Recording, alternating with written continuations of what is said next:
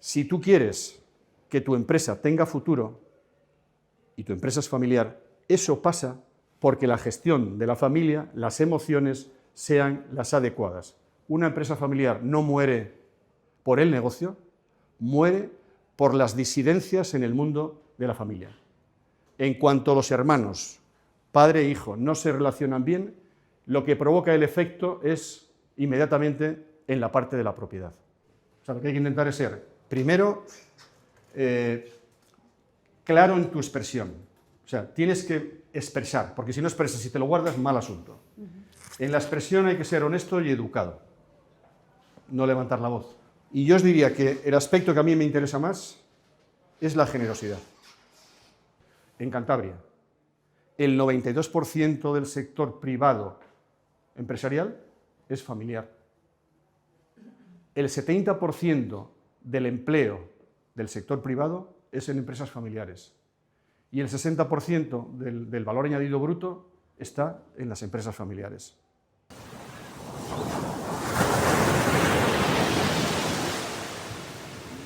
Yo soy empresario de una empresa de tecnología que está situada en el Parque Tecnológico. Es un proyecto que uno empieza cuando terminas la facultad. Yo soy físico y llego a la tecnología pues porque soy capaz de acceder a lo que es un procesador, lo que es la memoria, y a través del puerto de Santander traer algunos procesadores de Estados Unidos, prácticamente un amigo que lo trae, lo pasa sin aduana ni nada, y somos capaces de entender la tecnología desde los años finales de los 70. Quiere decirse que es importante que lo tengáis en mente, porque este que es un genio dice no. Lo que pasa es que en la sociedad española de aquel momento, pocos tenían ese nivel de conocimiento. Es decir, fue una oportunidad que yo soy capaz de aprovechar, y efectivamente empezamos en los años, nuestra compañía va a hacer 46 años este mes de noviembre, empezamos un grupito porque nosotros éramos de la generación de la transición, del amor libre, éramos todos iguales, es decir, veníamos de una época de nuestro país distinto, ¿no? Bueno, pues entonces yo, poquito a poco, en un grupo de empresarios, porque éramos gente muy joven, pero en definitiva éramos empresarios. ¿Sabéis quién es el que más ganaba dinero? El notario, porque estábamos rehaciendo los compraventas, porque no, tengo una novia en Barcelona y me voy. Bueno, o sea, y teníamos un proceso de entradas y salidas pues muy dinámico, ¿no? Tampoco era nada, es decir, estábamos empezando y por tanto esto se podía realizar. Poquito a poco la gente se fue marchando y al final me quedo solo en una situación, bueno, pues de tecnología, en un territorio donde había muchísimas oportunidades porque el mundo que recibía nuestros servicios era prácticamente todo el sector industrial y todo el sector empresarial. Cuando a un empresario te planteaba un problema, claro, la solución tecnológica que ahora vemos es facilísima. En aquellos momentos, imaginar, yo hablaba, no, el ascensor tiene que ser selectivo en subida y bajada. Si uno va a IMEN ahora, que es una empresa también familiar, ve lo que nosotros ya vislumbrábamos al principio de los años 80. Con lo cual, digamos que toda la trayectoria tecnológica va desde ahí hasta conseguir en un momento determinado pues, empujar al Gobierno de Cantabria para montar el Parque Tecnológico, la Asociación de Empresas de Tecnología. Yo recuerdo hablar con el consejero de turno, Pedro Nalda, y me dice, no vemos un parque tecnológico. Y entonces yo presidía la asociación en aquel momento y le dije, si no lo hace el Gobierno, lo haremos los empresarios.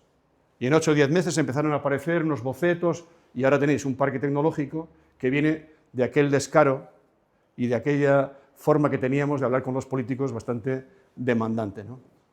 Bueno, y al final, bueno, pues hemos ido construyendo una compañía que estamos trabajando en Portugal, en México, en Colombia y en toda España.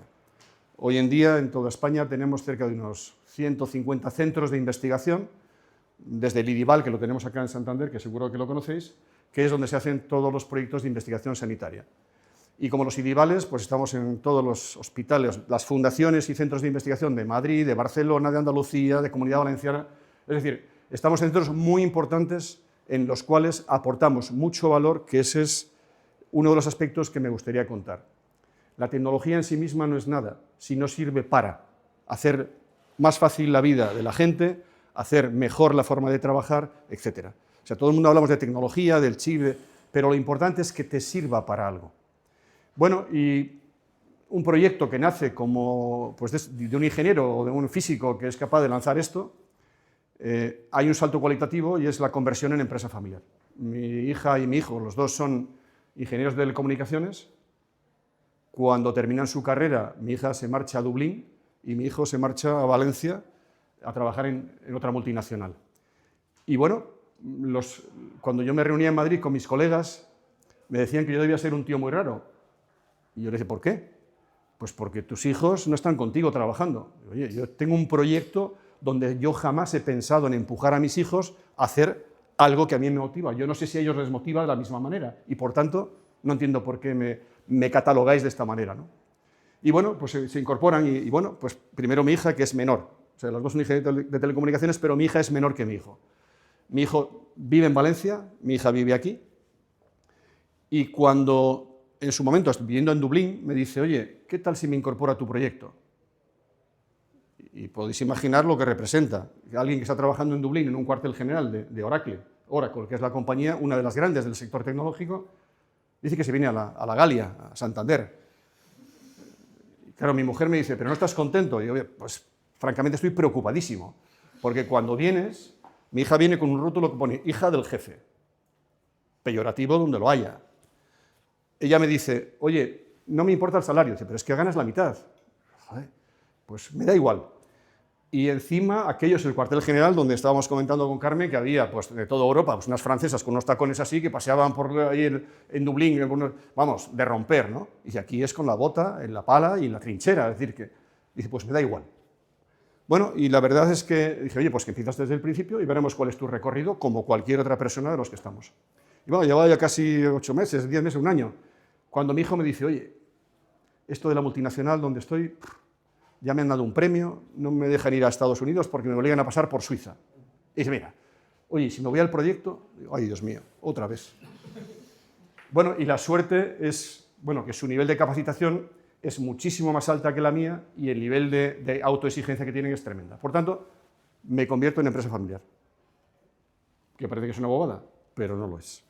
Y entonces de eso quería hablaros, de lo que son personas, familia y economía o empresa familiar. Todos tenéis hermanos. ¿Algunos hijo único como yo? Bueno, pues somos un poco raritos. Pero lo normal es que tengan hermanos y que tengan este cierto nivel. Bueno, nosotros, si tu padre se pone enfermo, te toca. Si tu madre se pone enferma, te toca. Y si tienes que repartir la herencia, te toca. Es decir, lo cual es una gran ventaja. Bueno, pues esto en el mundo de las empresas familiares sucede exactamente esto. Unos datos, simplemente para que los tengáis. En Cantabria, el 92% del sector privado empresarial es familiar. El 70% del empleo del sector privado es en empresas familiares. Y el 60% del valor añadido bruto está en las empresas familiares. Y bueno, y diréis, bueno, ya, y estos datos, pero si os digo, oye, Lupa, ¿qué os parece? Es empresa familiar. Textil Santanderina es empresa familiar. Joselín es empresa familiar. Sogao Serafina es empresa familiar. Pero si os digo Picolinos, es empresa familiar. Tous es empresa familiar. Occidente es empresa familiar. Acciona es empresa familiar. Es decir, las empresas familiares están en el core de todos los gobiernos y de todas las provincias y de todos, o sea, el conjunto del sector privado está en manos de un porcentaje muy alto en las empresas familiares. Ayer, la familia de Rupert Murdoch, el magnate que es el propietario de la Fox, la cadena Fox, de Wall Street Journal y del New York Post, han llegado a un acuerdo después de casi 15 años de violencia de todo tipo. Han llegado a un acuerdo. ¿Y esto por qué? Pues porque dentro del mundo de las empresas familiares conviven. Tenéis que imaginar 3 círculos. La familia, la empresa y la propiedad, que son 3 conceptos que hay que manejar y tener muy presentes. Vosotros y quienes están dentro. Es decir, cuando alguien como yo está dentro de una compañía y dice, bueno, eres el CEO, eres el gerente, lo que quieras ponerme aquí. Eres el accionista mayoritario.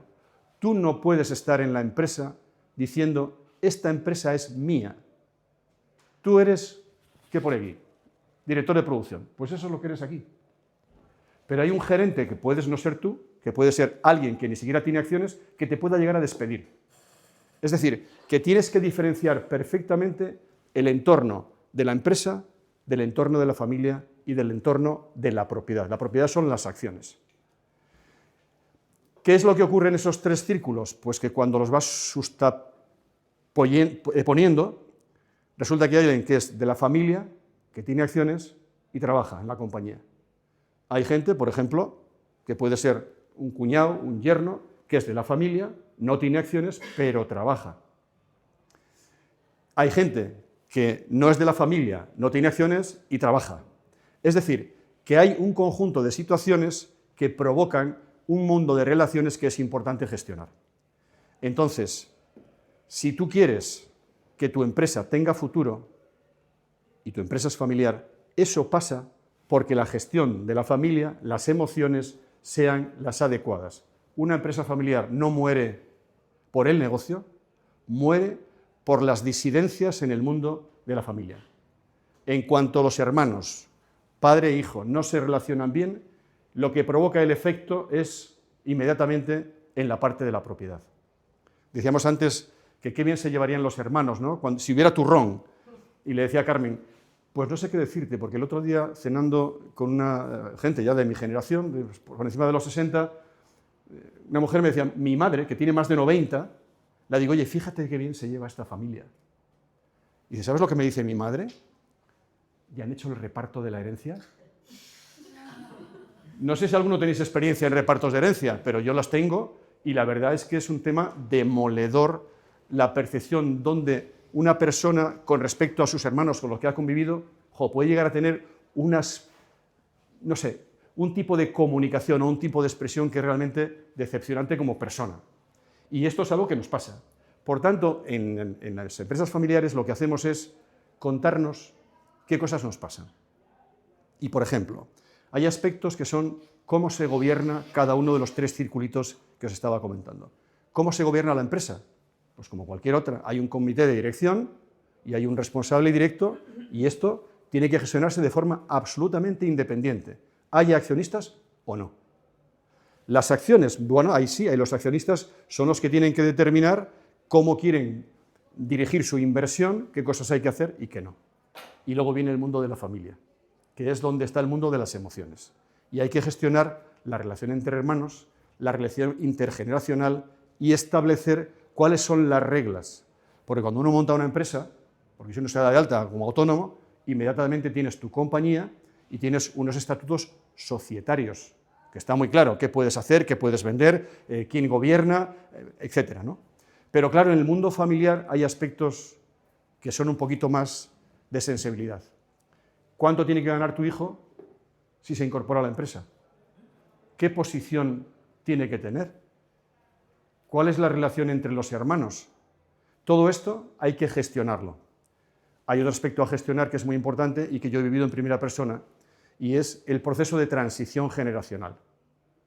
Si el padre no desaparece y da espacio a la siguiente generación, lo que está creando es un serio conflicto. Yo os puedo asegurar que el proceso de transición no es trivial. O sea, a mí salir de un proyecto donde llevas casi 40 años trabajando, pues realmente es un tema que te lo tienes que pensar.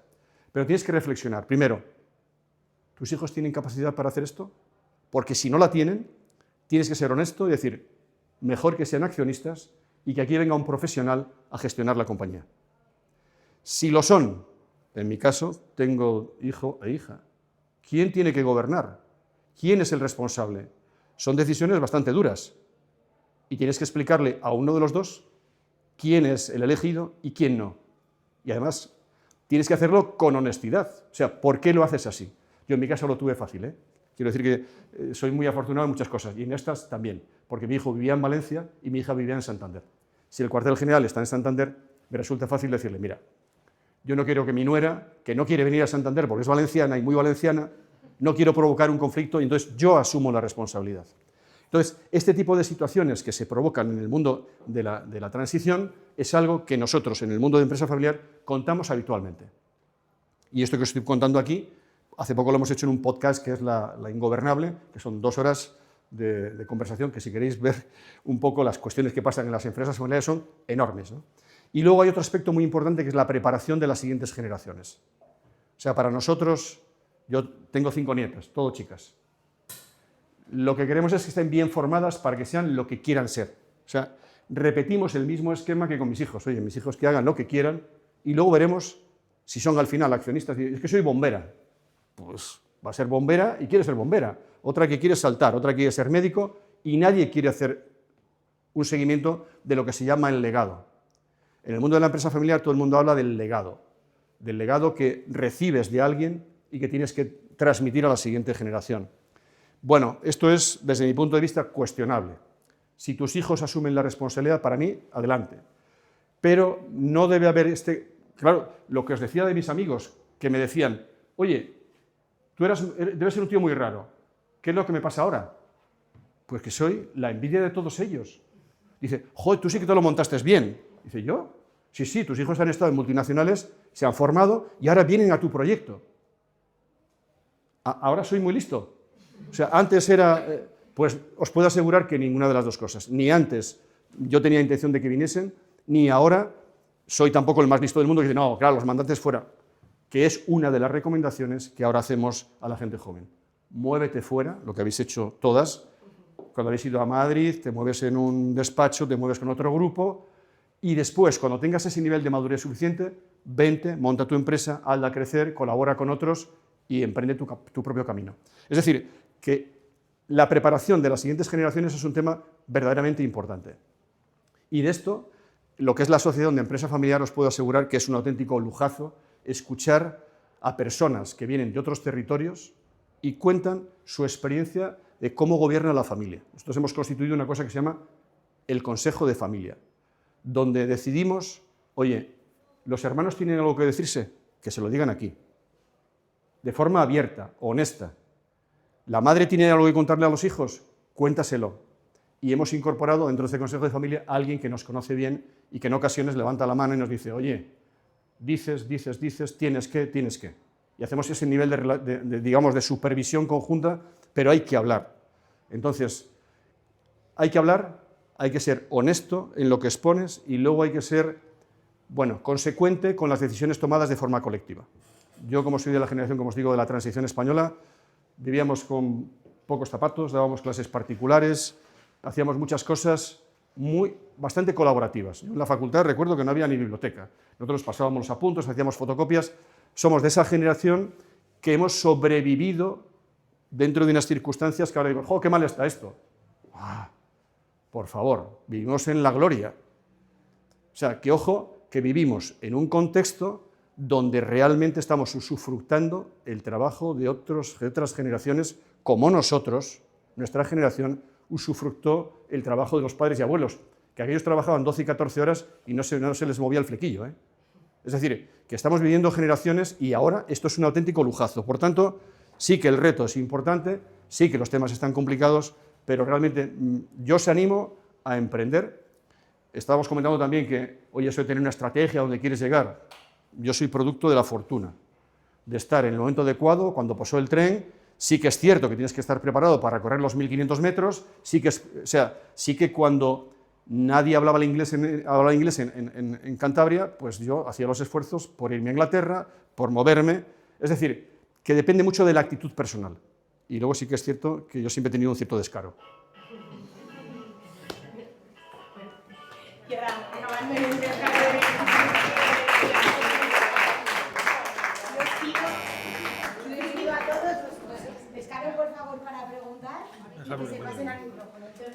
Sí, voy a preguntar yo el primero, porque ya que tengo el micrófono. ¿Por descaro o yo he pedido? Ale. Sí, yo el primero. Entonces te hago yo una pregunta un poco complicada, ¿no? Que soy el periodista y luego los chavales se van a portar bien contigo y demás. Yo te voy a hacer preguntas. La primera es, hay un momento en el que, o sea, tú eres parte de la empresa, tus hijos llegan a la empresa, ¿no? Entonces hay una forma diferente de vivir los riesgos, porque hay un momento en el que tú tienes a tus hijos colocados, que no es una palabra un poco fea, pero es así, en otras empresas. Entonces, si tú quiebras, pues más o menos, oye, tú tienes una edad, unos ahorros, te jubilas o vas a otro sitio, ¿no? A terminar tu carrera. Pero hay un momento en el que si tu empresa quiebra, te vas tú, pero están tus 2 hijos.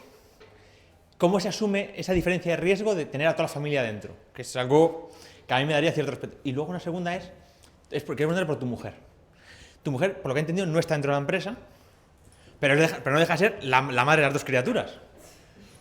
¿Cómo le explicas tú a tu mujer qué puesto le vas a dar a tus hijos y por qué? Porque seguramente, claro, ella, joder, pues es su madre y querrá lo mejor para sus hijos. Pero quizás tú, empresario, tienes que decir, no, mira, tu techo hoy es aquí, si te pongo más arriba, va a ir mal la empresa. Eso va con un sueldo, con todo, que bueno, que lo has explicado ya. Entonces sí que me gustaría saber tanto cómo se asumen los riesgos y cómo le explicas a tu mujer el puesto de tus hijos.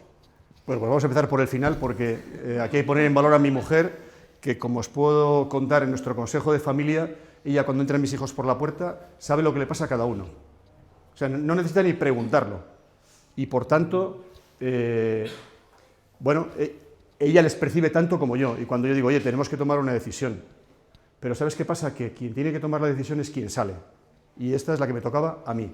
En los procesos de transición generacional te dicen, todas las decisiones duras te tocan a ti. Te tocan a ti. Y eso, yo se lo cuento a mi mujer y me dice, oye, con tu mejor criterio, tú les conoces mejor, ¿qué es lo que pueden aportar? Y ya os digo que ahora mismo mi percepción, como le digo a mi hijo, y en ocasiones se lo tengo que recomendar, o sea, volver a recordar, dice, oye, el trabajo que estás haciendo en la Comunidad Valenciana, en la Comunidad Catalana, no seríamos lo que somos sin tu trabajo. Y en ocasiones también dice, tampoco me dices muchas oportunidades. Es decir, que en el fondo, claro, ¿por qué no? Siendo el mayor, siendo hombre, ¿por qué no? Bueno, pues la decisión la tomo yo, y se lo vuelvo a explicar. Y el riesgo, estábamos comentando precisamente ese tipo de situación. Mis hijos se podrían marchar ahora mismo a cualquiera de los 2, de los sitios donde quisieran vivir o trabajar. De hecho, hemos montado un protocolo interno, ¿no?, de cómo nos vamos a regular, y viene alguien de fuera y nos pregunta esta pregunta. Dime lo que pasaría en tu empresa si se va tu hijo, y dime lo que pasaría en tu empresa si se va tu hija. Esto es lo que nos preguntan. Y yo le digo, mira, si se va mi hijo, a corto plazo podemos sobrevivir. A medio y largo plazo tendremos que cubrir una posición que es muy dura. Si se va mi hija, a corto plazo nos hace daño, porque ella controla absolutamente todo, pero tendríamos que buscar a alguien de dentro para solaparlo. Es decir, que las 2 posiciones, tal y como están, vamos, yo todavía me froto y me digo, oye, ¿de verdad que te ha pasado esto? Que estén los 2 trabajando, lo cual no significa que no tengan sus diferencias, y las hemos tenido, y las hemos tenido, y tratamos de llegar a consenso y normalizarlo. Y el riesgo. Estábamos comentando que la mayor parte de la investigación que se hace en España están dentro de la nube que nosotros gestionamos con Microsoft en Holanda. Y que Harrods, hace pocas semanas, ha tenido los sistemas hackeados. Y que Marks & Spencer han tenido hackeados los sistemas y no han podido vender. O sea, el nivel de riesgo que tenemos es tremendo. Y por tanto, hay que ser conscientes de cómo gestionarlo. ¿Estamos libres de un hackeo? Pues no. Pero tenemos que poner todos los medios para conseguir. Alguien dice, si se para nuestro producto que se llama Fundanet, para que lo tengáis en mente. Si se para Fundanet, se para la investigación sanitaria del país. Porque la mayor parte de los centros de investigación sanitaria trabajan con nuestras herramientas, aquí, en Portugal y en Colombia. Entonces, bueno, el nivel de responsabilidad muy alto. ¿Qué pasaría? Pues realmente no sé si llega ese momento en el que, no sé, algo que te impide trabajar, pero estoy seguro que ellos mañana podrían saltar a cualquier compañía multinacional cuando quisieran, o montar su propio proyecto. Porque, fijaros, antes de decirles, oye, yo os entrego las riendas, les dije, oye, ¿por qué no escuchamos los cantos de sirena de gente que nos quiere comprar permanentemente? Y se han resistido, que no queremos vender. Y al final han escuchado a alguien que les cuenta, oye, pues puedes rentabilizar la inversión, bla, bla, bla. Y cuando terminan les pregunto, ¿qué os ha parecido? Muy bien. ya sabemos lo que tenemos que preguntar cuando vayamos a comprar para crecer. Por tanto, el riesgo lo tienen ellos. Yo, evidentemente, ya te digo, yo con una tienda de campaña, una guitarra y comer unos bocadillos, me voy al puntal y, vamos, puedo sobrevivir. Claro, no, si me pregunté por eso, que siempre el empresario, el que se lanza, es capaz de asumir que se va a quedar en la calle debajo de un puente. Pero cuando son sus hijos, cuando ya es otra cosa. Entiendo que ahí el padre y el empresario conviven un poco y... No, pero vamos, yo ahora mismo lo sueltas por ahí, te puedo asegurar que, vamos, que lo harían de cine, claro, están en sus 43, 45. O sea, están en el momento blooming, o sea, de esplendor, ¿no? O sea, cualquier compañía multinacional, en cuanto levanten la mano, vamos. Bueno, y ahora que pregunte a los chavales, que son los que... Oh, chavales, venga.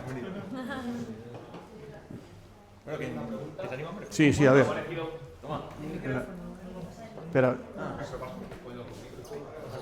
Sí, porque quieren grabarlo y... Por cierto, que sepáis que las preguntas las van a dejar en abierto, ¿eh? Si me han preguntado si hay algún problema en grabarlo, les he dicho que no. No. Me ha parecido muy interesante al principio lo que has dicho, cuando tus hijos empezaron en la compañía, que ellos llevaban la etiqueta de hijo de, hija de, y yo creo que eso es una losa bastante complicada con la que ellos han crecido dentro de la empresa. Supongo que habrán tenido al principio muchísimas dificultades con ese tema, entonces sí que me gustaría saber si ellos o cómo ellos lograron superar las emociones tan fuertes que tenían al principio por esa losa con la que han cargado desde el principio. Bueno, pues a mí lo que me agrada de ellos precisamente es que son capaces de asumir el reto. Saben que vienen con el rótulo aquí, y dicen, pero me da igual.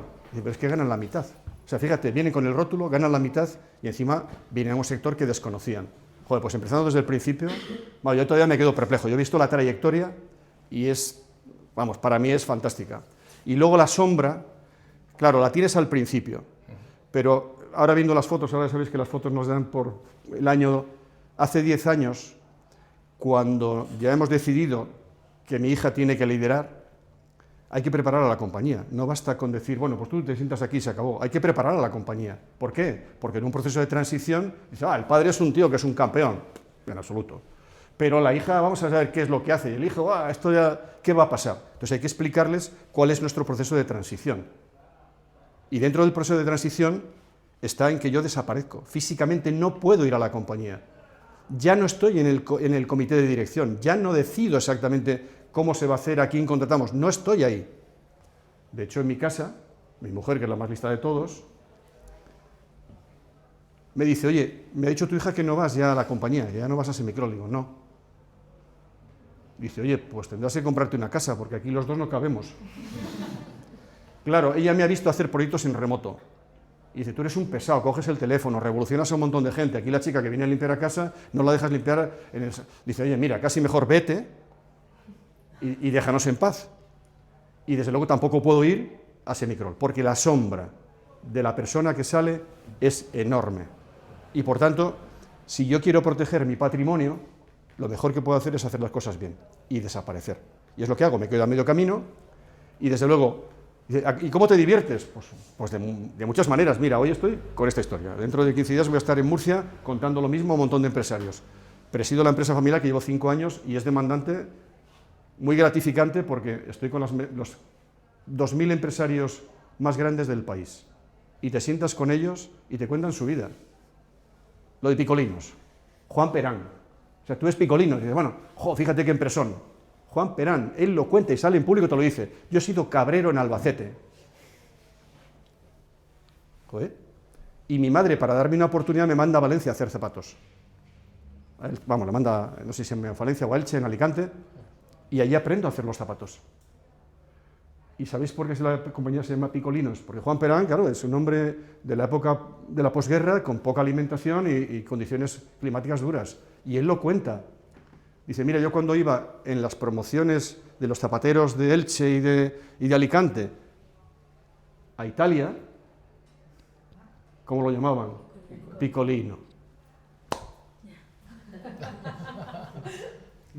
Él lo cuenta.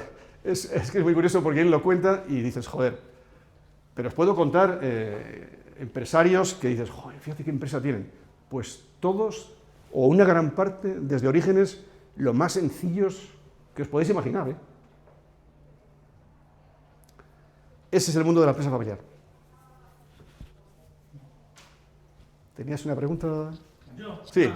Es una pregunta con varias respuestas.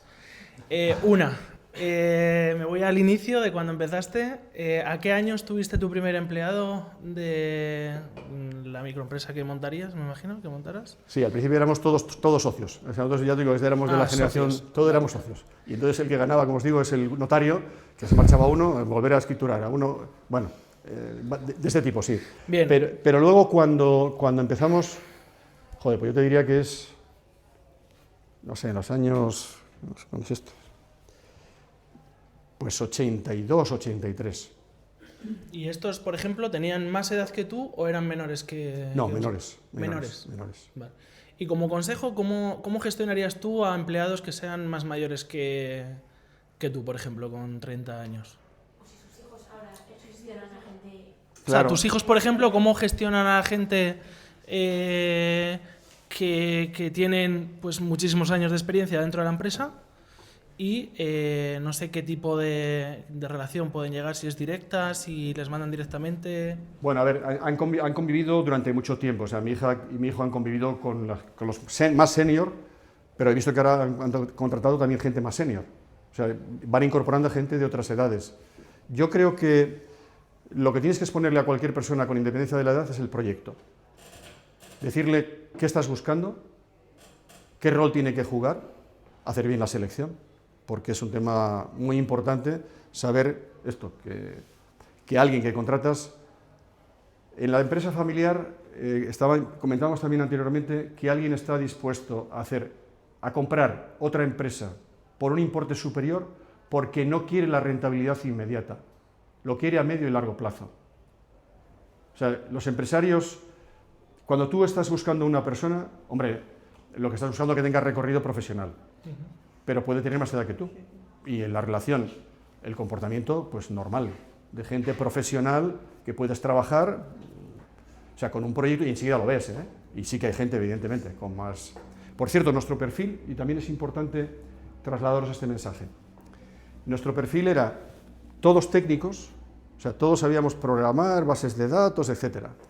Y al cliente le entendíamos por lo que íbamos aprendiendo de él. Nosotros hemos aprendido de las empresas a las cuales les hemos desarrollado las soluciones tecnológicas. Entonces, una vez que tienes ese aprendizaje, lo importante es lo que hace la tecnología y no la tecnología en sí mismo, que eso os lo he contado antes, ¿no? O sea, es importante que tú aportes valor y entonces con la gente que tenemos ahora mismo, hay, os digo, consultores que le dicen al cliente, claro, si he visto 180 centros de investigación muy grandes, el 181, claro, no me puede decir que él es distinto a los 180 anteriores. Entonces le dice, mira, tú tendrías que hacer, a que te pasa que por las mañanas contábamos, a que te duele la cabeza cuando te levantas, sí, y a que te duele un poco el pie cuando te llega la sí, pues eso tienes que cambiar y hacerlo así, así, así, así, así. Claro, eso es lo que yo quiero hacer, pero ¿cómo lo hago? Entonces, el software, la herramienta, es la justificación para hacer lo que dices que puedes hacer. Es que hablamos mucho de tecnología y entonces, inteligencia artificial. Bueno, ahora es primero comentábamos también que era en los espacios virtuales, ¿no? El metaverso y tal. Bueno, la inteligencia artificial se basa en dos conceptos, o tres conceptos. Uno es datos, algoritmos, y otra cosa es entender el lenguaje natural. O sea, ahora mismo nosotros con un algoritmo somos capaces de entender un texto que uno escribe y entender la pregunta, que no es trivial, ¿eh? O sea, no es trivial que tú escribas un texto y que un sistema sea capaz de entender la pregunta que estás haciendo. Hemos pasado de buscar en Google por palabras a un tema más redactado y evidentemente cometen errores, pero vamos, crasos. Hoy estamos comentando que, como ayer Rupert Murdoch ha firmado ese acuerdo, dice, es un acuerdo para que se cumplan las condiciones después de su muerte. El texto de prensa, ¿no? Dice, han llegado a un acuerdo con las conclusiones y las formas que tienen de resolver cuando se produzca a la muerte del Rupert Murdoch. ¿Qué entiende la máquina? Que se ha muerto. Y entonces me dice, se ha muerto el día 8 ayer. Digo, me parece que te equivocas. Además, claro, llega un momento en que dice, oye, me parece que aquí me estás montando una bola, o sea, se ha muerto ayer. Digo, que es cuando ha llegado a un acuerdo. Entonces, digo, creo que, le paso el texto en inglés y le digo, mira, creo que este texto le has malinterpretado.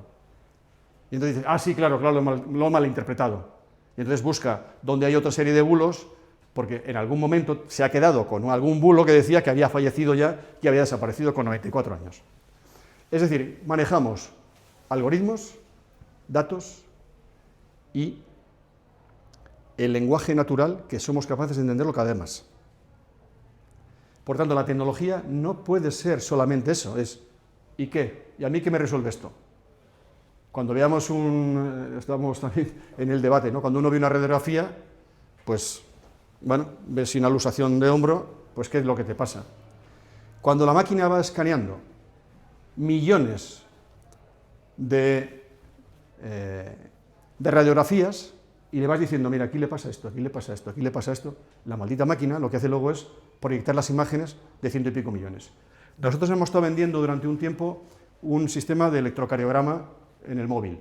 No es como el Apple Watch, sino un FDA compliant, o sea, un dispositivo médico que está certificado por FDA y por la norma europea, que lo que te permite es hacerte un electrocardiograma en casa. O sea, coges, es un pequeño dispositivo, tenía que haberlo traído, es un pequeño dispositivo que te lo pones en 3 puntos de contacto y te hace, no deja de ser una señal analógica, te lo guarda y lo compara y te dice, tienes una fibrilación auricular. O sea, es capaz de determinarte. ¿Por qué?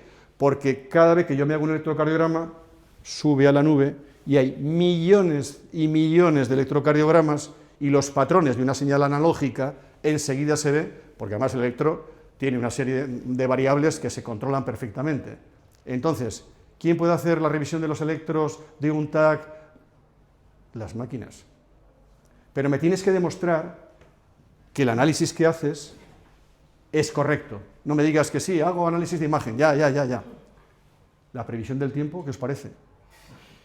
Que mejor que se salte en Santander. Ahora mejora mucho, pero antes mejor que se saltase en Santander. No, pero ojo, porque aciertan bastante. A ver, sabéis que la inteligencia artificial no tiene certeza, son probabilidades de acertar. El que dicen que ese sí que me parece fiable. Sí, pero al final Ese que le hago mi composición del lenguaje. ya tiene muchos millones de datos de mucho tiempo. A ver, el otro día, en Santander habréis aparcado este verano de cine, supongo, ¿no? Joder, bajas y nuestro ayuntamiento, que estamos en una Smart City, eso tengo que decirse a Gema. Oye, para saber si hay plazas de aparcamiento tengo que ver el cartel. Claro, pero cuando ya estoy en el centro de la ciudad ya estoy un poco estropeado. Bueno, le pregunto lo mismo, a la inteligencia artificial. Y le digo, oye, ¿se puede saber las plazas libres de los parkings de Santander online? Y me dice, sí, hombre, hay un proyecto que se llama Smart Cities que tiene 300 puntos de tal. Yo digo, mira, me parece que estás más viejo que ni se sabe cuánto. Todo eso es un tema que se pusieron los cacharros y no ha servido para nada. Dime algo más normal. Digo, mira, casi mejor dime qué ayuntamientos lo tienen y así me salgo de dudas. Y efectivamente, en Pamplona tienen el sistema que te dice cuántas plazas hay. Pero claro, yo con eso ya no me conformo. Me tienes que decir cuántas plazas hay, en qué época del año estamos, si llueve o no llueve, cuál es el flujo de entrada, de rotación, que me dé una probabilidad por lo menos. Es decir, que lo que tiene la inteligencia artificial es que todas esas variables las maneja de una manera muy rápida. No te da certeza, claro, cuando te quieres llegar tú ha habido otro que ha hecho lo mismo que tú, pero veo el flujo, es decir, dame muchas variables, dame Santander, verano, mes, llueve. Si tú sabes los aparcamientos cómo se están cumplimentando y lo tienes almacenado, dime exactamente qué probabilidad tengo de encontrar en Castelar una plaza o no. Yo quería hacerte una pregunta en relación, volviendo al tema de la empresa pública. Toma, Carmen. Bueno, sí me he terminado de leer.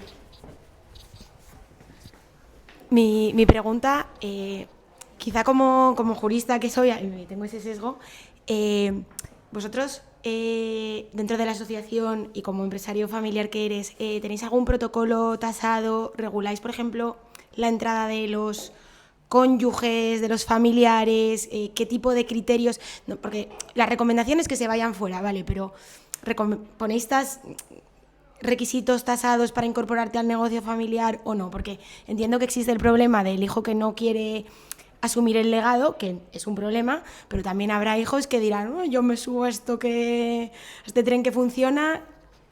¿Cómo se preserva la empresa familiar en un contexto en el que, bueno, esas son hay las reglas. vínculos también?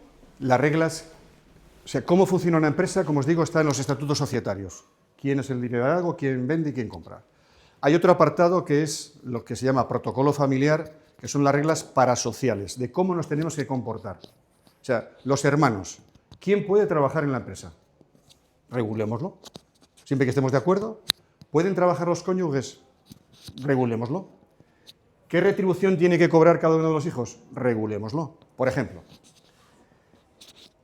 hay compañías ahora mismo que dicen, está prohibido que nadie de la familia trabaje en la empresa.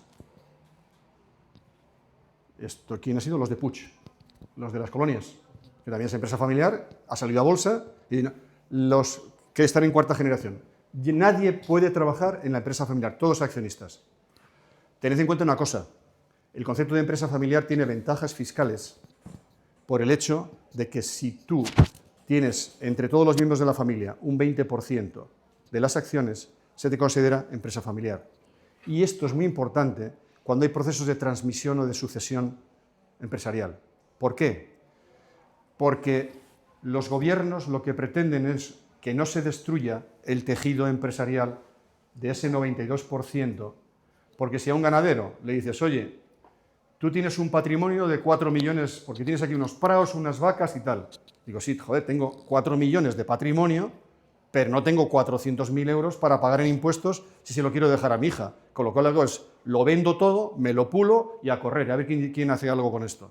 Entonces, de hecho, en Aragón ya están con una ley de empresa familiar para intentar fijar las empresas al territorio. Porque las empresas del territorio miran a medio y largo plazo, piensan más en tu pueblo, y hablo de compañías como Acciona, o de Gestam, que tiene 53.000 trabajadores, pero siguen considerándose, o Ferrovial, se siguen considerando empresa española y ubicada, aunque luego estén a nivel accionarial o a nivel de salida a bolsa en otros lugares, pero tienes las raíces. Con lo cual, para un gobierno es muy importante no destruirlo. Y os puedo asegurar que ahora hay una demanda tremenda para adquirir todas las empresas en transición generacional. Nosotros recibimos permanentemente, oye, te compro la empresa porque sabemos que te vas a jubilar. Y dices, pues llegas tarde porque hemos hecho ya la transición y ya no tiene caso. Pero tengo muchos amigos que han dicho, oye, mis hijos no quieren seguir con esto. Y en la transición, cuando me dicen esto, dicen, mira, tu hijo no quiere seguir en un proyecto con tu criterio. Si tú le dejas a tu hijo que él decida, probablemente ese proyecto podrá funcionar. Por tanto, en los procesos de transición que también estamos hablando, no basta con que uno desaparezca. Es que tienes que determinar, oye, ¿tu hijo vale o no vale? ¿Sí o no? Y tienes que ser honesto contigo mismo. Segundo, ¿quieres seguir? Sí, pero no le puedes tutelar, no puedes ser una marioneta tuya. Porque entonces un flaco favor le haces a él, entonces sí que tiene el hijo del jefe aquí con 40 líneas, hijo del jefe, con lo cual nunca tiene la madurez suficiente para poder determinar si estoy aquí porque soy un buen profesional o simplemente estoy aquí porque soy el hijo del jefe, el hijo del jefe, el hijo del jefe. Entonces, esto es algo que debería de preocuparnos, como os digo, porque si somos emprendedores, nos convertiremos en empresa familiar. Si tenemos familia empresaria, lo que puede suceder es que dos hermanos, uno trabaja en la empresa y el otro no. El que trabaja dentro de la empresa no quiere repartir dividendos, quiere hacer crecer la compañía. Y el que está fuera dice, yo soy médico, yo lo que quiero hacer es una piscina. O sea, a mí me parece muy bien lo que tú quieres hacer, y encima, claro, mi mujer me dice que claro, tienes un coche que es 3 veces más grande que el mío. Claro, pues estás gerenciando. El que está dentro lo que quiere es hacer crecer la empresa, etcétera, ¿no? Es que tú viajas, es que tienes contactos, y el que está dice, oye, que yo... Es decir, que hacer coincidir esas emociones significa que hay que repartir dividendos. Todas esas reglas son las que tienes que marcarte a la hora de establecer cómo vamos a funcionar. y el dividendo, poco o mucho, hay que repartirlo. 1.000 euros, repartámoslos. Porque quien está dentro lo percibe claramente porque lo vive, y el que está fuera necesita saber que sus acciones tienen valor en ese círculo que decíamos antes de la propiedad. Y luego, en el mundo familiar, como os digo, las empresas no se caen por su actividad normal, sino por las desavenencias entre los miembros de la familia. Por eso el consejo de familia, las reglas, el protocolo familiar, las normas, para eso están, para darle continuidad en el tiempo a lo que realmente queremos que sea. Porque la idea es proteger, ya no diría yo el legado, no, yo a mis nietas no la puedo decir el legado, oye, que tu abuelo hizo lo que hizo, bueno, eran otros tiempos, no las puedes exigir absolutamente nada, solo estar preparadas, ser, bueno, pues eso, vivir, antes comentábamos que yo a mis hijos siempre les decía que no se puede vivir con miedo, hay que vivir sin miedo, tienes que intentarlo, y ya la vida te colocará, pero no puedes vivir atemorizado. Luego prepararlas, o sea, yo creo que las nuevas generaciones tienen que venir bien preparadas. No sé, ahora comentamos mucho que si hay la generación más preparada, yo no lo sé. Yo de verdad, o sea, hemos pasado por la universidad, ¿qué queréis que os diga? Nosotros somos de una generación donde había muy pocas cosas, donde teníamos que sobrevivir, y esa madurez que te da... yo con 17 años que llevaba 30 personas de acampada, con 17, 18 años, o sea, que yo me he casado con 27, o sea, un nivel de madurez, bueno, yo recuerdo eso con 15 años, presentarme aquí a la casa de, oye, que vamos a ir a Ceceñas, a acampar, estamos hablando de los años 60, 70, y la madre de los chicos con los que iba a ir, ¿y con quién van a ir? Conmigo. Y la madre dice, vale. O sea, con lo cual, ese nivel de responsabilidad, bueno, yo os podría contar historias, ¿eh? Claro, de todo esto, cuando sacas, hacíamos salidas por ahí todos los fines de semana con un nivel de riesgo acojonante. Es que nos tenemos que marchar. Muy bien, Vale, nada, muchas un gracias. placer. Gracias. Hasta luego. Adiós. Hasta luego. O sea, No sé si os dejáis una chaqueta. ¿la chaqueta? No se la adjudiquemos.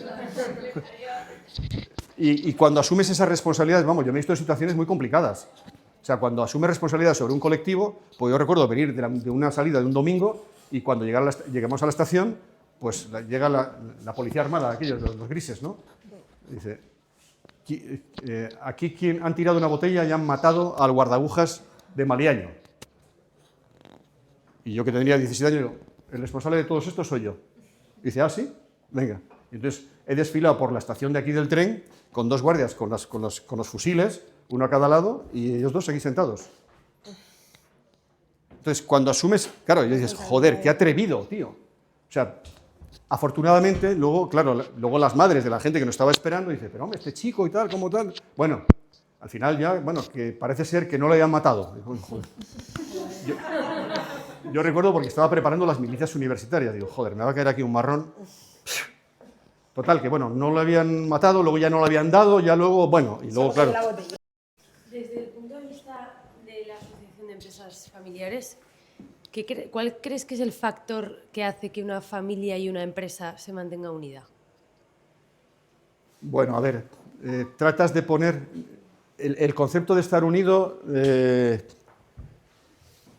aquello que contamos de aquella canción de Viva la gente, ¿no? Viva la gente, o sea, que aquella es nuestra generación, ¿no? A ver, las relaciones y las emociones están. O sea, es difícil que tú con tu hermano o con tu hermana o con tu padre tengas un nivel de relación siempre fluido, siempre... Lo que hay que hacer es gestionar las emociones. O sea, lo que hay que intentar es ser, primero, claro en tu expresión. O sea, tienes que expresar, porque si no expresas y te lo guardas, mal asunto. En la expresión hay que ser honesto y educado, no levantar la voz. Y luego, yo a mis hijos, lo que hemos redactado, cuando hemos redactado el protocolo, hemos hecho una especie de guión de qué pautas nos guían para hacer esto. Y yo os diría que el aspecto que a mí me interesa más es la generosidad.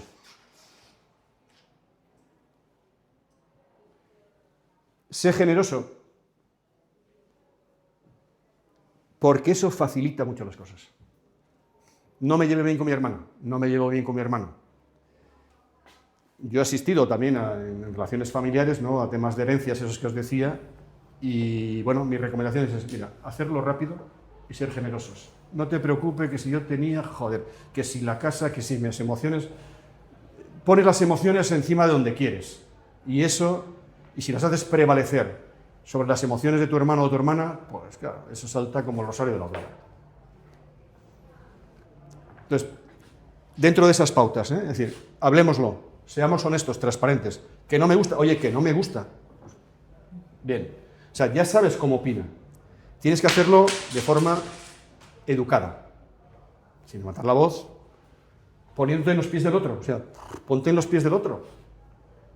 Y ahora que tengo un tema también de divorcios, en algún caso, digo, oye, mira, tienes que llegar a un acuerdo en el que las partes dicen, mira, da igual, elige la parte que quieras, esta o esta. Pues tiene que ser simétrico. Y en el mundo de la relación de la familia, exactamente igual. Tiene que haber simetría. Y ya te digo, como la simetría muchas veces es complicado, porque las emociones son... O sea, tú le pones el peso en que lo importante es esta silla, joder, y entonces, claro, tenemos un problemón. Sé más generoso, baja un poco tu nivel de exigencias y trata de llegar a un acuerdo. Y por cierto, afortunadamente ahora está el tema de la mediación, donde ahora es obligatorio que se haga mediación en cualquier tipo de desacuerdo antes de llevarlo al juzgado, cosa que me parece formidable. Y en esas negociaciones hay que intentar llegar a un acuerdo. No judicializarlo todo, porque el abogado que de Cuatro Casas, de Barcelona, nos decía, mira, hay situaciones donde es imposible prácticamente salir del problema, ¿no? Cuando dice, yo represento a mi representado, ¿no?, y hablo con el otro abogado de la otra parte, dice, yo he llegado a ver expresiones como esta, dos hermanos disputando un tema. Entonces, el abogado le dice al otro, oye, ¿podemos llegar a un acuerdo? Y ¿sabes qué me dice? Dice, mira, me ha dicho mi representado que está dispuesto a quedarse tuerto si su hermano se queda ciego. O sea, ¿cómo hemos llegado hasta aquí? Falta de generosidad. O sea, que son situaciones que hay que intentar mediar, y ya os digo, a ver, el mundo de la familia, joder, lo tenéis. Ahora nosotros estamos yendo por los colegios contándole a los niños, niños y niñas, bueno, pues qué son las empresas familiares, que no son grandes ni pequeñas, es lo que estoy contando aquí, ¿no? O sea, hay de todo, hay multinacionales, hay la tiendecita de la esquina. Y el mundo de las relaciones entre hermanos, yo les pregunto a algunos, ¿qué tal que te ibas con tu hermana? Dice, fatal, porque me quita la cazadora. Digo, vale, empezamos. Digo, esto es lo que tenéis que empezar a gestionar desde el principio. O sea, hay que bajar un poco ese nivel de relación. O sea, a ver, y sobre todo, ya te digo, si le pones generosidad al asunto, lo resolvemos. Bueno, veis que soy muy positivo, ¿eh? Es decir, y luego, joder, no apliquéis todo lo que os digo porque esto hay que, digamos, filtrarlo, ¿eh? Porque, o sea, soy muy vehemente y entonces parece que estoy en posición de la verdad, ni muchísimo menos, ¿eh? Todo el día recibo coscorrones y en el mundo de la empresa familiar lo que se ve es esta generosidad, que a mí me tiene estupefacto. O sea, tú ves llegar a grandes personajes dentro de las 100 empresas más grandes del país, se sientan contigo, están comiendo, te cuentan, y en público, en pequeños comités, de 80 o 90 personas, 30, cuentan cómo viven sus problemas familiares, cómo viven los problemas accionariales, lo que les ha pasado, la transición. Joder, y es, una vez que has visto unos cuantos, bueno, yo no puedo cometer esos errores, no puedo cometerlo. De hecho, mi forma de proceder viene de una expresión de unos cafeteros asturianos que en una de estas reuniones nos cuentan, padre e hijo, cómo habían hecho el proceso de transición. Y yo estoy hablando hace casi 13, 12 años. Joder, le pregunto, oye, lo mismo que hacéis vosotros ahora, oye, a ver, ahora que tu padre no te escucha, y estaba junto a él, lado a lado, ¿no? Dime, yo soy primera generación. Mis hijos han decidido que se van a incorporar conmigo. ¿Tú realmente a tu padre qué le dirías? El asturiano me dice, yo lo tengo clarísimo. Jo, pues si lo tienes claro, dímelo, por favor. Y él me dice, mira, papá, cógete a mi madre, iros de vacaciones y dejarnos en paz. Digo, oye, te puedo asegurar que mi comportamiento en los próximos años, este es el leitmotiv de prepararme, gestionarme. Yo no sé si ir con mi mujer, pero desde luego, dejaros en paz, seguro. Y esto es un poco lo que hemos hecho, ¿eh? Que como os digo, no es un tema que se puede improvisar. Hay que ir desapareciendo paulatinamente. Tienes que contar a la plantilla, porque ahora, si no la gente dice, jo, esto, como os decía antes. Pero luego también, eso que estabas comentando, ¿y cómo se acepta dirigir a gente mayor? Pues una de las experiencias que se tiene es que la gente mayor, que es lista, se adapta al cambio generacional. Porque si no, lo que no puede ser la gente joven es que se haya marchado, digamos, quien entrega las riendas, pero deja un grupo de personas que tienen el mismo patrón que el que se ha marchado. Con lo cual, el equipo, fundamentalmente las cabezas más visibles, se tienen que adaptar a la transición y no siempre sucede así. Con lo cual, tienes que advertirle y decir, oye, el futuro se mira con ojos de joven. Los ojos tuyos y míos, yo los míos ya los he quitado. Los tuyos no puedes empujar el destino de la compañía con tus ojos. Tienes que hacerlo con la gente que dirige con ojos jóvenes, porque el mundo ha cambiado. Entonces, claro que hemos tenido esos problemas, algunos han saltado y otros no. Para mí, los más listos han entendido cuál es el cambio y han dicho, coño, esto tiene futuro, ¿por qué no? A ver si va a ser mejor la nueva generación que la anterior.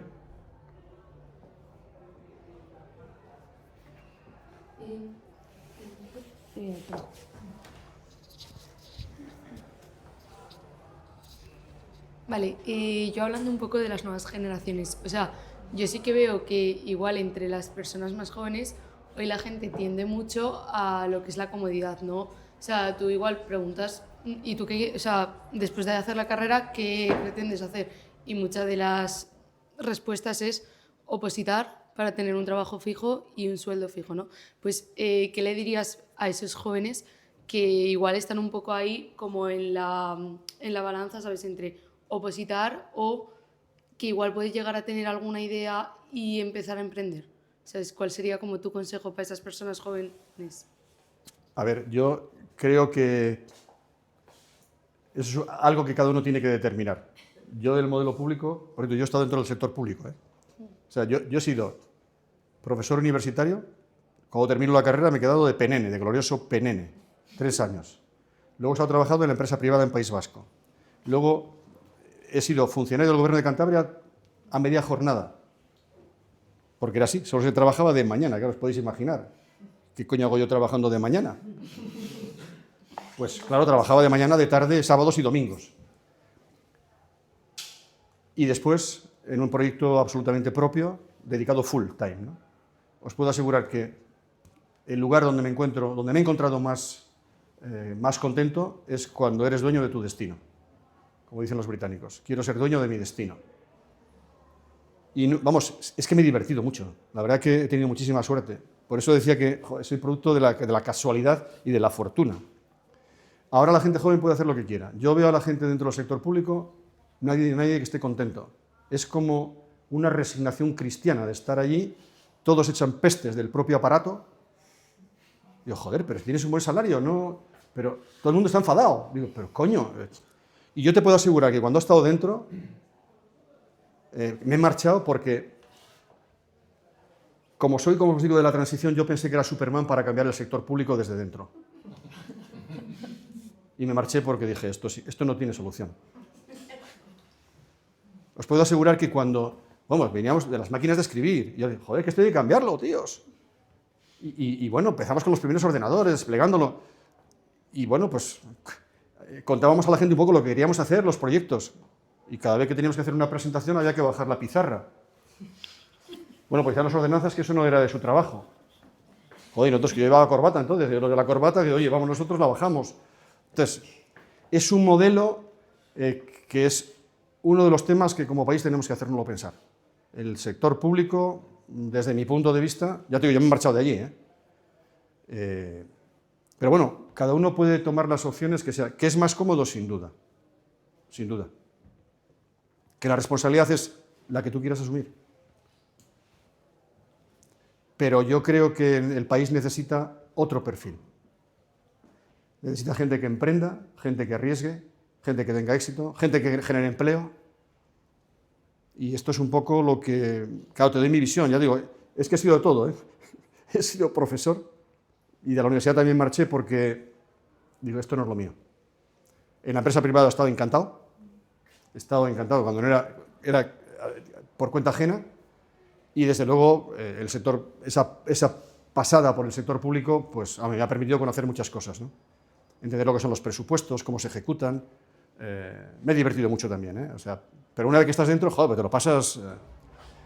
Y luego la parte más profesional, desde luego yo con esto estoy encantado.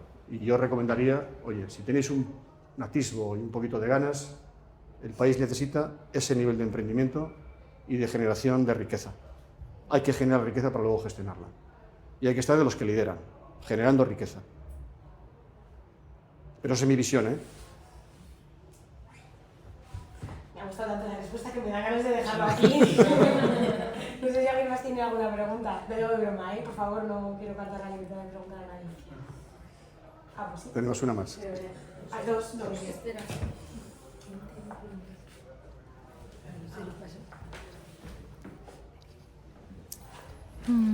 Antes has dicho que para que una empresa bueno, yo he entendido eso por lo menos, para que una empresa funcione o para que el mecanismo vaya bien, hay que ser claro, responsable y qué más y honesto, ¿no?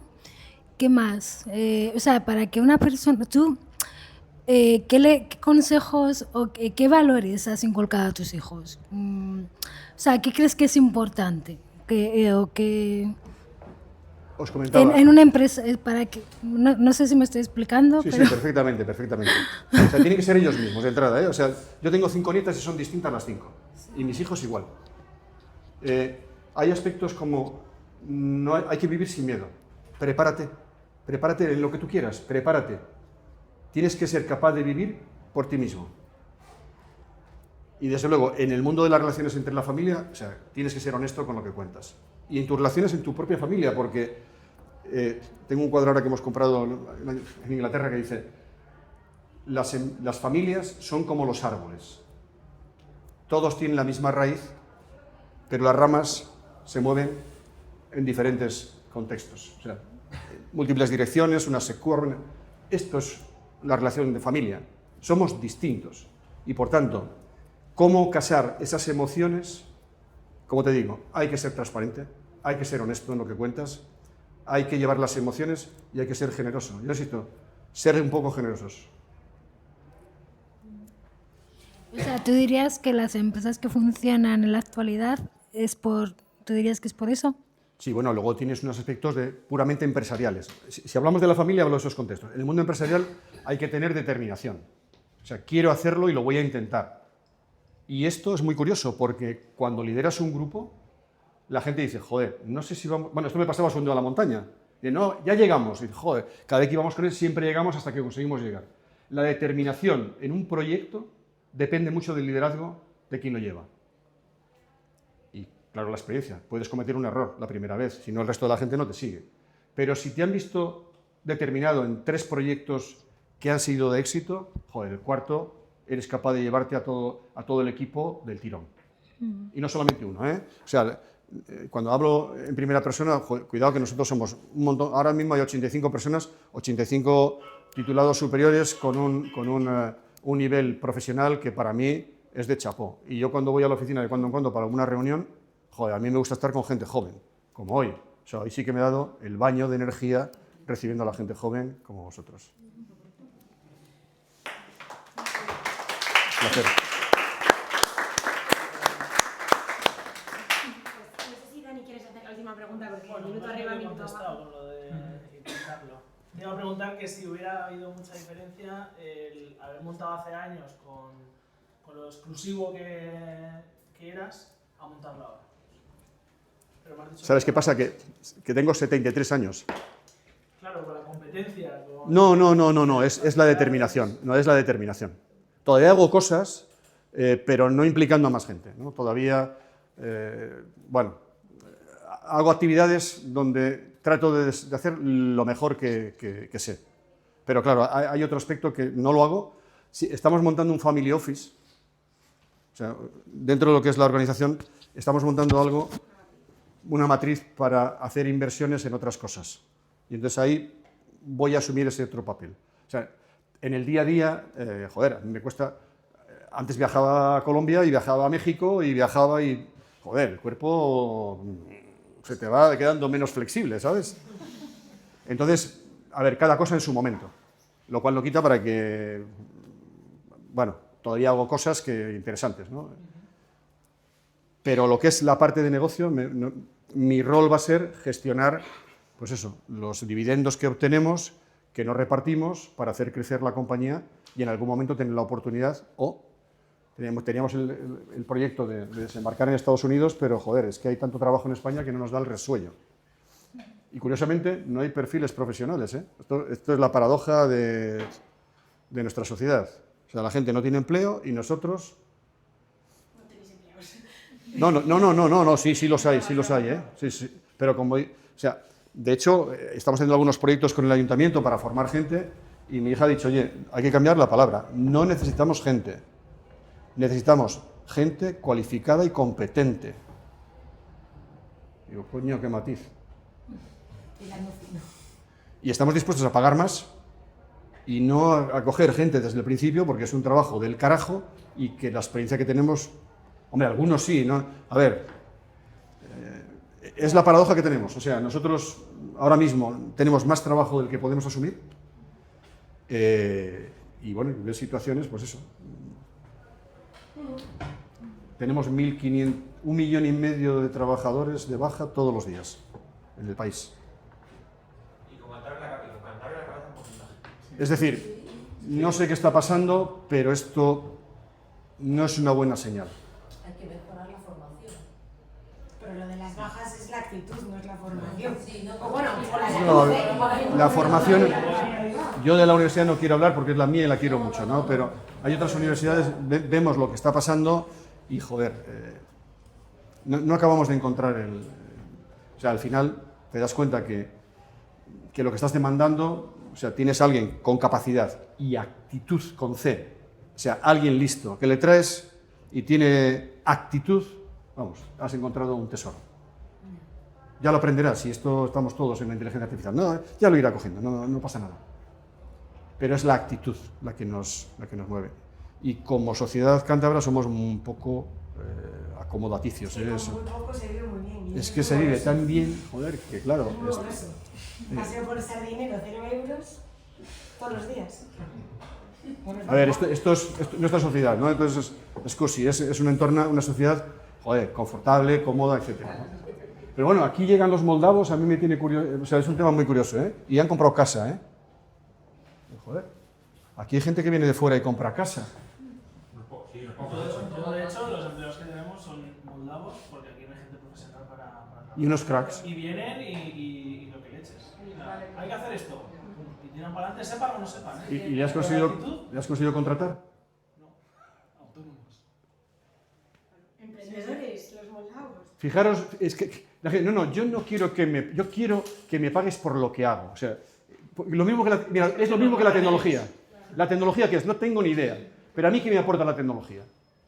Te juzgo por lo que hago. Y el salario te dice, no, mira, a mí, yo de autónomo, si yo hago el doble que quiero que me pagues el doble. Y si hago el triple, quiero que me pagues el triple. No son engañados por nadie. Dice, hombre, ¿qué me quieres pagar? ¿Lo mismo que a este? Hombre, lo que no va a hacer el trabajo mío y el suyo, ¿eh? No, es así. Y se compran casas. Y montan su empresa. Yo estoy perplejo, ¿eh? Perplejo. O sea, se montan su empresa de construcción. De hecho, otro de los problemas que tenemos es que el que contratas, al poco ya se da de alta autónomo y se pone a trabajar por su cuenta porque tiene trabajo. Entonces, al final, la gente aquí no quiere trabajar, estos vienen, se forman contigo y te vas, o sea, y se van. Entonces, es como un círculo vicioso que tienes ahí que no. Y bienvenido al mundo real. Sí. Y eso es lo que tenemos, como sociedad. Y bueno, ahora ni siquiera la formación en el sector, un fontanero, un electricista, nadie contrata a nadie. Y yo, joder, he contratado a un tío y se me ha puesto de baja. O sea, yo por ejemplo llamo a los institutos de profesionales de nuestro gremio y dicen, mira, es que tenemos 15 y ya están colocados todos. Y pues, bien. No hay nadie que lo fomente tampoco, vamos, que... Pero es que durante una época siempre se nos ha dicho estudiar en Claro, la universidad. ¿cuántos se gradúan de económicas al año en España y cuántos de un módulo profesional? O sea, que no, es que tampoco está, o sea, no solo es bueno esto de la universidad, es bueno cualquier cosa que quieras hacer, pero que lo hagas bien y que seas muy bueno en lo que haces.